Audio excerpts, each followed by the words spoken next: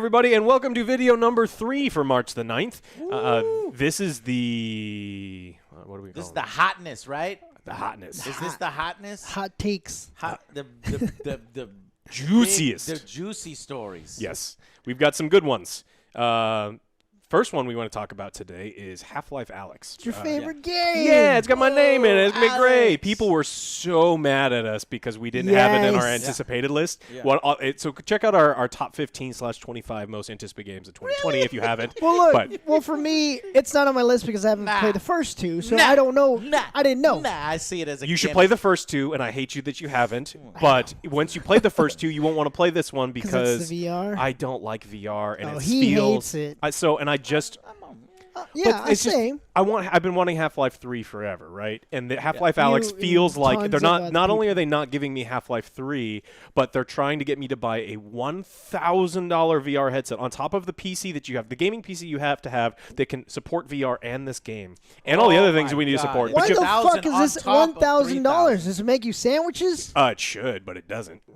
Or you can. Like, fucking you, What sandwiches expensive. you like, Joe? Well, I don't. For $1,000. $1,000? I'll make kind you of some sandwich? sandwiches for Well, we $1,000. got the other one. It's not even close to $1,000. Oh, I know. Well, So why that news story? What The- was the- the news so story? we got- why we got- did you make Alyx VR? So there was an interview that happened between Valve and Game Informer. They were talking. The title of the article is "Why Half-Life Alyx Needed to Be in VR," and they never really go over why it needs to be in VR. It's just like they're like, "Look, VR opens up different. It's a different sensory experience." It's like, well, no shit. That's Yeah. exactly what VR is. So it's an interesting. It's to sell the $1,000 headset because they are lagging in sales. Well, yeah, they were. It was announced early last year. It came out in like June of last year as well, and they're probably not selling particularly well. Now, the second they announced the VR Half-Life Alyx, they sold out, and so it's like surprise. There it is. That's the reason. I was going to say because it's easier to develop than Half-Life 3. Yes. And all that expectation about the Half-Life 3. But I think it has something to do I with think money. selling their It's like, inventory of boss, headsets. what are we gonna do? We have a whole warehouse. Yeah. Half-Life.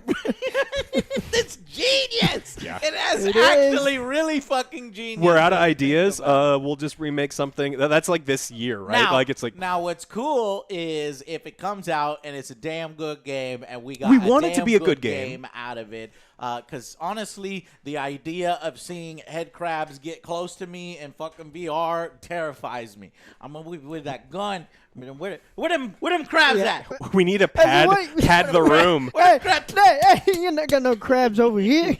Not anymore. Crabs at? He got the special shampoo. He's all set. God damn it.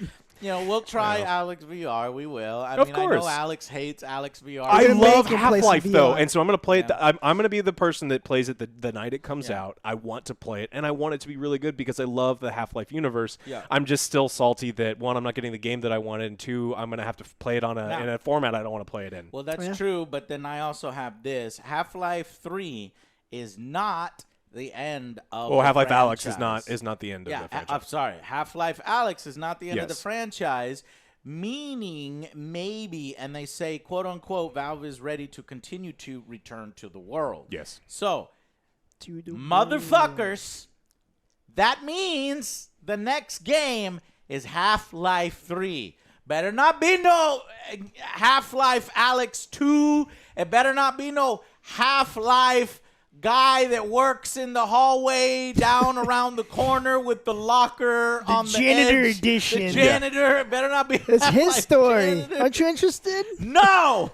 It better be motherfucking Half-Life But they haven't 3. remastered Half-Life 1 or 2 yet. I So what they don't got to do give is you do a Half-Life Alyx, fuck. then you do Half-Life Alyx, which is Half-Life 1.5, so you do Half-Life Oh. Alyx 1.5 times 2, and then you Then I'll remake play Half-Life those, 1 maybe. remastered, the definitive edition, and then you can do Half-Life 2 remastered, and then you do the bundle, and then you'll tease Half-Life 3, You but working it'll for never them? happen. I think you're working for them. Look, I've just been teased about Half-Life 3 forever, and so it's like it's a meme, it's a joke, it's all over the internet. Searching for every morsel of Yeah. hints of Half-Life 3. Well, we found one. This is not the end, quote Yes. unquote. This is Half-Life the means a end. lot to us. And it's been incredibly rewarding to familiarize ourselves with its characters, settings, and mechanics. See, they're liking it. They realize, oh, man, we should have done this a long time ago. There are Half-Life Alyx team members who have been at Valve since Half-Life 2. Hey, we got some of the original guys from Half-Life 2. And quite a few who go back to the original Half-Life. There are also people on the team for whom Alyx is their first time working on it, and many of them are hoping it's not their last. We absolutely see Alyx as our return to the world, not the end of it. But that's tricky a wording, tease. though. So how long ago? So Half-Life 2. Oh, shit. You think it's all Well, it within says Alyx. we have some team members that were there in Valve since Half-Life 2. They didn't work on it. They were there, but they didn't work that was on a it. janitor, Joe, Yeah. right? Okay. So Half-Life 2 came out in 2004, right? Goddamn. And so if it takes them 15 plus years to give us Half-Life Alyx, it could take another 15 years for them. It's like, oh, no, we're coming back. It's like, well, I'm going to make a bold prediction. uh-oh. Oh, We are going to see Half-Life 3 within the next 5 years. Now, hold on. I'm going to pull back on that prediction. I'm going to say we are going to see another Half-Life game within 4 years. Since I pulled it back, I'm gonna give you a Announced little or bit. released? I'm going to give you a released. Well, this one comes out and then development for another. Announced. I agree with you. Okay, good. We're gonna. I don't think they would release Now- one, but I think that I could see them announcing one. Okay, so I guess in that case, it's not as big of a huge prediction, but it is one prediction.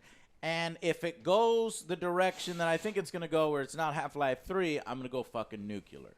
If it is Half-Life 3, then we're going to have a party. Oh, man, the expectations Party on that at game. my house. And look, I understand why. No, I don't give a fuck. Expectations are gone. Valve, don't be scared. Look, I 4 removed years. everybody's expectations. Bam. Me, myself, I did You it. heard it here first. Everybody's fine and cool with you, so we're doing it.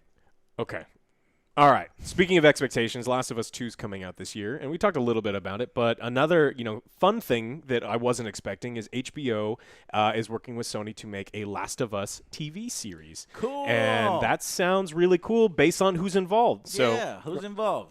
creative director Neil Druckmann as executive producer with Chernobyl creator Craig Mazin. Wait a minute, didn't you mention Chernobyl in one of our previous news stories? Yeah, some of the writers from Chernobyl are actually getting picked up for a bunch of different things. So they are working on what did we say that they forgot. But so the talented group of writers and creators, and so they're just That was a getting good show. they're just getting cherry picked for other projects. Was it Borderlands? Oh yeah, Borderlands. That's movie. right. Yeah, and okay. so probably With maybe not Eli- the same writers. Eli Roth, yeah. Maybe multiple people on there. Good. More video game. Well, and it's a adaptation. talented. We love Now seeing. this turned from a movie to a TV series. Yeah, It HBO was is going to do a originally movie. series. Yeah, so you saw HBO is how doing well a Witcher did. Yeah, and so they're going to do something similar. And one of my favorite things about anytime they announce a series like this is the people's fan predictions of what the casts are going to be. Yeah. And there's Did so you see many a few of great. those? Oh, I've got a bunch of them up here. There's so many great ones, and there's some surprisingly good ones. The Like one I like is Jamie from Game Nicolaj of Thrones. Waldo. Yes. Oh, And he would be perfect. Who's that girl? I don't know the girl. Joe, put the picture up here. Yeah, I have to say. I found ones where people have cast the entire thing, Goddamn. full on pictures. So They're there's. so great at casting. I them. know. I mean, if only Reddit was the casting director for all of the things that Yes. I like. So Hugh Jackman would be a good Joel. yeah, I mean, I just imagine that his price is maybe a little bit higher. So I'm Danny wondering. DeVito. What's Dan- he been working on lately? Come on. He did The Greatest Showman, and he did Logan. That's He's a long doing time some. ago, man. He Yeah. needs some work. Give the man some work. But this is great news because I love all the series that come out on HBO. I obviously they fucked it up with Game of Thrones. They're searching for their next big hit. In the meantime, I'm enjoying The Outsider. Me and Dell will be filming a series finale review for The Outsider. If you haven't seen it, it's a mixture of True Detective and Stephen King creature horror, and also, they have Curb Your Enthusiasm. I fucking love it. It's so funny. And then they have some stinkers. Like Avenue 5. Avenue 5 is Yeah, kinda but what about the John Oliver stinkers. show? It's amazing. There's John Oliver show and Westworld season 3, which I'm completely disinterested with Westworld after, I kind of didn't even really watch season 2 much. But this trailer for Westworld 3, season 3, for some reason has got me interested. Maybe they're trying. They have all this Trying to Game of Thrones money. reinvent They it. got to spend it on something. Yeah, so HBO, I am so down. I will continue my subscription when they get Me that. I hear too. they're fast tracking it. They want it to come out ASAP, and it's good because the Uncharted movie, which is another Sony property. Yes. So Sony's saying, look, this is not the last. This is the first of many projects. They've been trying to get that movie worked on forever. I mean, Tom Holland was attached to the project for a long time, and he got they couldn't make it work in the schedule. So Mark Wahlberg didn't have anything to do with corrupt cops in Boston. yeah, But a new one on Netflix. I know, probably about corrupt cops. Uncharted from December 2020 got moved from December to March 2021. Last I heard, Antonio Banderas is joining the cast. Ooh. Oh, I love Antonio. So, so you've got Uncharted, and you've got the Last of Us TV series on HBO to look forward to in the coming years from PlayStation. Very cool. So this is the big story. This is the Pete Hines interview. Now, we talked about it last week because the interview was unreleased, but we did get some snippets, right? And we talked about how Pete Hines and Bethesda in particular just didn't understand that when people had purchased Fallout 76, that they weren't looking for a Battle Royale PvP game because nothing about Fallout has ever been a Battle Royale PvP game, and literally no one wanted that. And so they were surprised to find out that no one wanted that. And then the entire hour-and-a-half long interview, maybe hour 15, but I sat there and I watched the whole thing. It took forever because it is, look, the interviewer asked some real questions. Most of them were softball questions. Most of them were like, look, thank you for being on my channel. Probably did wonderful things for his channel. But there were so many times where I'm just like, please just ask him something. Ask a better question. Phrase it in a better way. He said something. Ask him about that. But we did get some interesting snippets. It starts out really slow, talking about, This is how it's done, Alex. It's game over, Greggy. He's a fellow Superman mega fan like me. I'm not going to say a bad word about him because, yes, it was softball. Yes, it was slow to get to the juicy bits.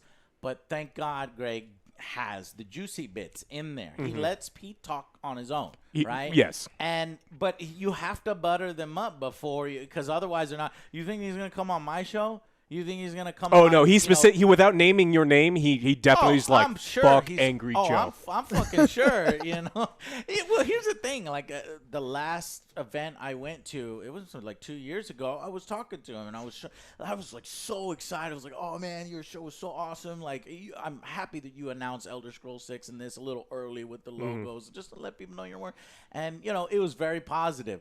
But I'm sure since then, everything that we've said after, Bethesda is very fucking sensitive. I'll tell you this, and this is true. You will get blacklisted quick as fuck. I'm sure. I mean, that's no longer a good relationship. Yes. And, Young, put that whole video on blast. He says Bethesda VP resents being called a liar after the broken Fallout 76. He slams critics, defends the game. And Bethesda liked Young so much initially, they sent him like that free helmet. The fucking edition I had to pay for. Well, they sent him one free, and I bet you they're regretting that now, and I bet you he's blacklisted. Yeah. Same with Layman Gaming. All of us, the Avengers, are totally blacklisted. All because we talked about Fallout 76's state.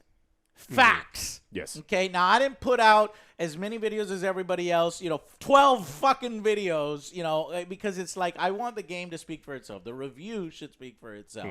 But I don't blame anybody for making 27 videos on Fallout 76 because it was the gift that kept on giving. Well, if you were a Fallout mega fan, if it was so far away from what it should have been that it's like being it's like an anime betrayal. It's like your best friend stabs you in the back and you're like, that hurts more. But for Pete to imply that people are being negative about the game and are making videos for attention and views and clicks, it's 100% untrue. Everybody who is reporting on gaming news and reporting on games has a right to continue to update people on what's going on with Fallout 76. Yeah. Now, I guess he wants every single news story on it to be positive coverage, and you need to be a bootlicker. You can't be mad. You did it to yourself. Well, so the game's like the interview. No, he's mad. He's It's- very mad. He doesn't think any of the covers was fair. So the interview was pretty long. I'm going to go through kind of what he went over there. So in the first part of the interview, he was asked about like initial impressions. How did things start? And so he hopes that Bethesda's learned from their successes and really hope that they've learned from their missteps and goofs. So he's acknowledging that they messed up. And so that was really nice to hear early on in the interview that this wasn't going to be a guy sitting there going, "We didn't make any mistakes." And he acknowledges they did that. And he said They have to do that. They have to. I mean, if he came out and said that he wasn't upset, then it would be a huge news story. But I mean, Blizzard did it. Yeah, everyone else does so it. whether he believes that or not, he has to say that. That's all I'm saying. Yeah, and so he said when things are going wrong, go Even take. Todd said it. Even Todd admitted. Todd Howard said yes, there were problems with our Fallout 76. Yeah, Todd, especially in that IGN interview, was just more like he was like a space cadet where he just didn't grasp. He's like, no, it doesn't matter now. It's just like how it turns out in a couple of years. It's how you end up is what matters. It's like, no, it's a lot about how it came out. And so Pete seemed more like a human being that acknowledges like they really messed up. And so then he said something. He's like, look, anytime you try to do something pretty different, there was a risk. They weren't doing what is safe. And it's like, well, you put Fallout, right? You set everyone's expectation, right? You thought that we were getting this PvE experience because that's what Fallout has always been, but now we finally get multiplayer, we get this persistent world. And so him acting like it was we didn't get what we wanted, it's like, well, you told us kind of what it was, and then the last minute you're like, oh, by the way, it's just a battle royale, it's a PvP thing. So it just seemed kind of odd. We got an insight about Wastelanders, Wastelanders, he said, is a response to what players found lacking from the game. So that's kind of a good thing. So if Wastelanders comes out and it actually fleshes out the game in the way that people want, that's a really good thing. I mean, and he's going to see a positive wave of positive news stories when Wastelanders comes out because people are going to see Bethesda putting an effort back into the game, regardless of whether they're making big money on it or not. That's endearing. That is a positive thing for the community. Adding what you should have added, some 2 years ago, is a positive thing. So, And then at the end, we kind of touched on what happened at the end. He just kind of unravels. He said he hates hearing from YouTubers just talking shit for clicks. He only cares. He first sees if these people are actually currently playing the game, and he'll listen to those videos. But he's like, if you're not playing my game, you don't pretty much get to have an opinion on it. Which there's, I mean, I understand where he's coming from. No, absolutely not. I disagree. I disagree 100%. Here's the thing: is like, if you can't take the criticism, then you've got to release the product. Get it right the first time is the policy, And if you keep messing up and people keep reporting that it's getting messed up, then fix it. Do something different. Put more resources into fixing it, and don't get mad at the messenger. Is basically every time they try to fix it, another bug just kept coming up. No, like undoubtedly it was filled with crap. But I mean, I watch a lot of these Fallout videos just when we're doing like news research, and there are people that literally have never played the game, that don't play the game, and they are just put out bad information. I mean, that's YouTube. You can say anything that you want. I think he's directly addressing some of those people that just well, maybe it doesn't mean young, maybe it doesn't mean layman, maybe it doesn't mean I think I don't go on YouTube and watch every single piece of Fallout 76 news. Yeah, neither do I. But you? I watch a lot of them, and there are people what do that. You mean? Like, give me one example of something that somebody went too far.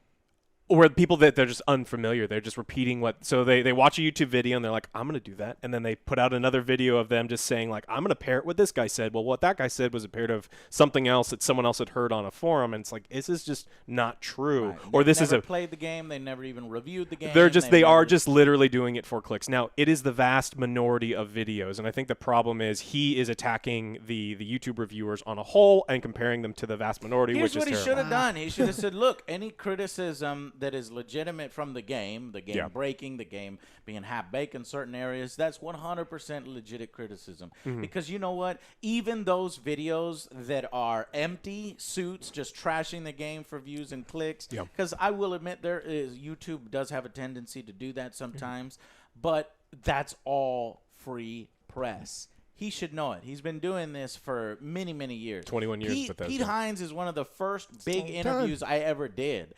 That's like some 9 years ago. I know Pete and me go way back. Pete's a fellow Puerto Rican. Okay, I always support any Puerto Ricans in gaming. But and he's smart, he's intelligent, and that's why he seems more like a human when you were saying versus Todd Howard kind of spaced out and saying no. Well, of course we're gonna. Yeah, he's talking like a robot. Right, but Pete acknowledges that the game came out in a half-baked state, and there needed to be some improvements. And there are improvements coming, and he's going to see a cycle of news being positive towards the game. Yeah, we hope it.